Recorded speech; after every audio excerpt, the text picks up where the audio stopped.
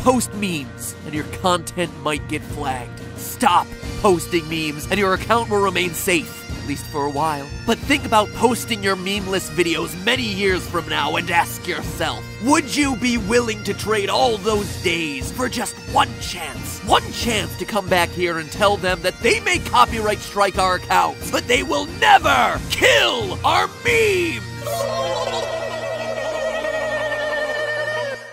Hello, Internet! Welcome to Film Theory, the show that, quite honestly, might not be able to air in Europe anymore. That's not an opening joke or an exaggeration either. Do you watch gamers or film criticism channels? Have you ever laughed at a meme? SpongeBob, Thanos, or otherwise? Do you have a Twitter or Tumblr account? Have you ever used anything from Imager, Jiffy, or Giphy, depending on how you pronounce it? Are you one of those people who long for the old days of YouTube when the big media companies weren't on the platform? I am sure between all of those questions, I am talking to a huge chunk of you. And if I am, then pay very close attention to today's episode, because a huge percent of the content that you currently watch and share online is on the chopping block, including this show, and Game Theory, and GT Live. And if there's any hope of saving them, well, we've gotta act now. So if this is such a big deal, then why is no one talking about this supposed looming threat to all our online content? Well, I mean, the name alone is the Directive on Copyright in the Digital Single Market, which, whoo boy, if that doesn't get you hyped, well then you don't even policy make, bro. In short, it's kinda complicated. And by kinda complicated, I mean really complicated. But you know me, I eat complicated topics for breakfast and then spit them back at you in a simplified, more digestible way. Just like a mama bird puking up little worm nuggets of knowledge. So let's get down to it before this show goes the way of Spider-Man on Titan. Cue the Thanos snap transition, since it might be one of the last times we can use it.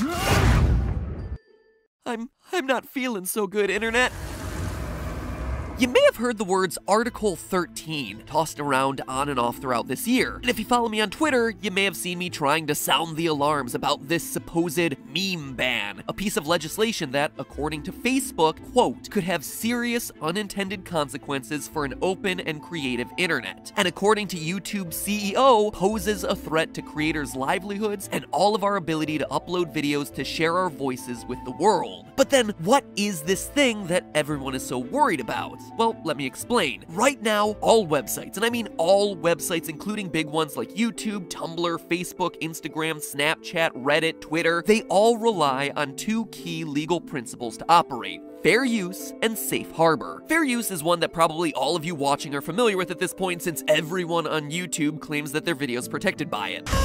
Fair use is very, very easy to understand. I'm Alex from I Hate Everything, and where's the fair use? So we will be the first client of this account that will be known as the Fair Use Protection Account, also known as FUPA. But what is it exactly? Well, it allows for the use of copyrighted materials without the permission of the original copyright holder. You may have seen some video creators specifically go out of their way to state that their use of clips is for educational purposes. Now, with all you've just learned in this video that I've made for educational purposes, and that's because educational use, along with criticism and review, commentary, news reporting, and research, are all things that are explicitly allowed by United States fair use doctrine. It's how I'm able to show Gravity Falls clips like this one, and cutouts of characters like this one, when crafting theories about how the show isn't over. Because the show isn't over. It shouldn't be over. Please don't tell me it's over. I refuse to believe that it's over. Please bring back Gravity Falls. Or how CinemaSins can show clips from a movie to sin them, or how honest trailers can show clips from a movie to honestly trailer them. It's how we're able to edit together SpongeBob SquarePants with the Super Smash Bros. World of Light trailer to have Squidward suddenly getting vaporized mid-bath. Or how Thanos can snap his fingers to dust away the Emoji Movie. Thank you for that, by the way. But what if something doesn't fall under fair use? Like if I just straight up re-upload a chunk of Harry Potter? Well, that's where safe harbor comes in. You see, according to the United States Digital Millennium Copyright Act, or DMCA, media companies can issue takedown notices to website owners requesting the removal of infringing content on their site. When someone uploads a 24-hour live stream of Family Guy to YouTube, YouTube isn't actually responsible for committing that copyright violation. They're only responsible for removing it. That is the principle of safe harbor. That YouTube here is just an intermediary. It's not at fault for someone misusing the system and uploading uploading illegal stuff as long as it gets taken down, and as such, they're shielded from copyright liability. That's why creators get copyright strikes and not YouTube. And just know that when I say YouTube, I really also mean SoundCloud, Imager, Facebook, Twitter, Tumblr, Reddit, pretty much any site that allows users to upload content. Now, there's one problem that you might have noticed with what I just described, that all of these laws are in the United States. The United States Fair Use Doctrine, the United States Digital Millennium Copyright Act. Europe has some very different policies. Policies that the Article 13 meme ban threatens to make even stricter. You see, in Europe, it's not called fair use, it's called permitted use. Now, that at first might seem like an insignificant word change, but just the name permitted use actually speaks to how the European doctrine differs from the US. Think about what the word permit means. It means that you need permission to do something. For example, you're not allowed to park somewhere without a permit from the city. Home improvements require a construction permit from the government. Basically, you're not allowed to do this unless we say that you're allowed to. And the same applies to copyrighted works. You're not allowed to use them except where explicitly and expressly permitted to do so. And I think you can start to see where this system might fall apart. So, where are you permitted to use this stuff? Well, as stated before, the US Fair Use Doctrine specifies that for purposes such as criticism, comment, news reporting, teaching, scholarship, or research, the use of a copyrighted work is considered fair. However, an important fact here is that the list isn't exclusive. In other words, the US Fair Use Doctrine is written in a way that basically says lots of things can qualify as fair use. Here are some examples. This in turn allows the law to remain flexible and include new forms of media that have arisen since it was written, like memes or vlogs, which didn't exist back when US copyright law was first being drafted. By contrast, the European permitted use policy takes the completely opposite approach. According to the EU's Copyright and the Information Society Directive of 2001, use for parody, quotation, private copying, or classroom use are permitted. At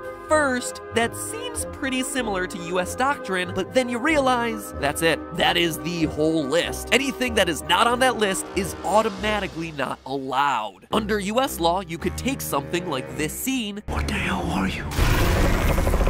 We are Venom. And remix it to do something like this. What the hell are you?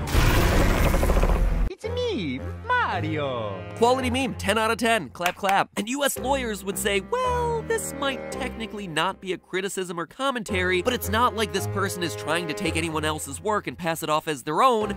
Fair use. European Union doctrine as it's written says, is it for classroom? Is it a quotation? Is it parody? Well then no permit for you.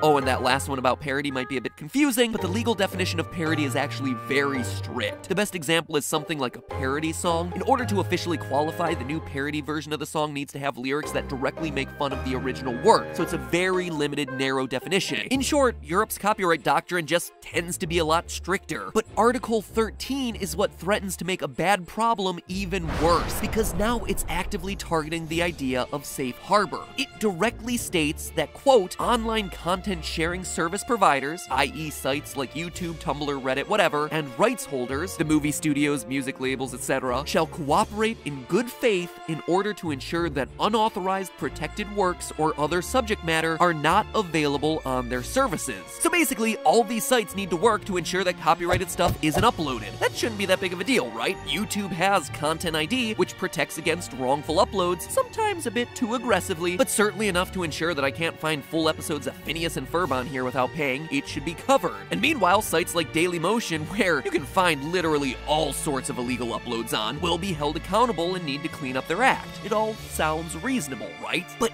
here's the trouble. You see, an earlier version of Article 13 mentioned, quote, proportionate content recognition technologies, which sounds like what YouTube already has in place, automatic detection of recognized content upon upload. And if that was actually what was written, well then things would be fine. I wouldn't be making this episode. But this didn't make it into the version that passed. The people behind Article 13, which is mostly the music industry, because quite frankly the music industry tries to kill anything that it finds threatening, wants to keep the language vague because then they can demand basically anything they want and say, well, the law requires you to cooperate in all good faith with us. What does good faith mean? It's unclear, it's poorly defined, and that's the problem. What they're demanding is that nothing that has the potential to be infringing be uploaded onto these websites. Catching it via Content ID once it's on the system isn't good enough. They want to stop it before it even gets uploaded. So what does that translate to? Well, it has the potential to mean the end of all user-generated content. The stuff that we all make. I mean, think about it. Who loses in this situation? Not the movie studios or the big media companies, they're all permitted to use their own rights. Not the music industry, they just own the songs. It's us, all of us. We all lose. It's the people on YouTube and Tumblr and TikTok and Twitter and whatever. We lose. In a conversation I personally had with YouTube CEO Susan Wojcicki about Article 13, she made it very clear. If this ends up going through with the current legal language, YouTube will have to treat Europe like a bubble. Videos uploaded outside of Europe won't be able to go in, and in Europe, the only people who will really be permitted to upload will end up being the big companies. If you need even more proof, she even wrote about it. Quote, "If implemented as proposed, Article 13 threatens hundreds of thousands of jobs, European creators, businesses, artists, and everyone they employ. The proposal could force platforms like YouTube to allow only content from a small number of large companies. It would be too risky for platforms to host content from smaller original content creators because the platforms would now be directly liable for that content." End quote. The safe harbor shield that was protecting YouTube from copyright strikes may dissolve. And because their butts are on the line for all copyright strikes now, the only people YouTube can allow to upload are the people they are certain owns the IP rights, the big companies. And all other sites would have to follow suit, and it is expensive and difficult to make an appropriate content ID system. Even worse, it could empower media companies to make more erroneous copyright claims, such as the case where Sony Music Entertainment went after people posting classical music composed by Bach. What's more, we usually think about copyright protection as it applies to movies and music, but simple images are covered by copyright as well. Every painting, every drawing, every logo that's posted to the internet is copyrighted material. Every tattoo,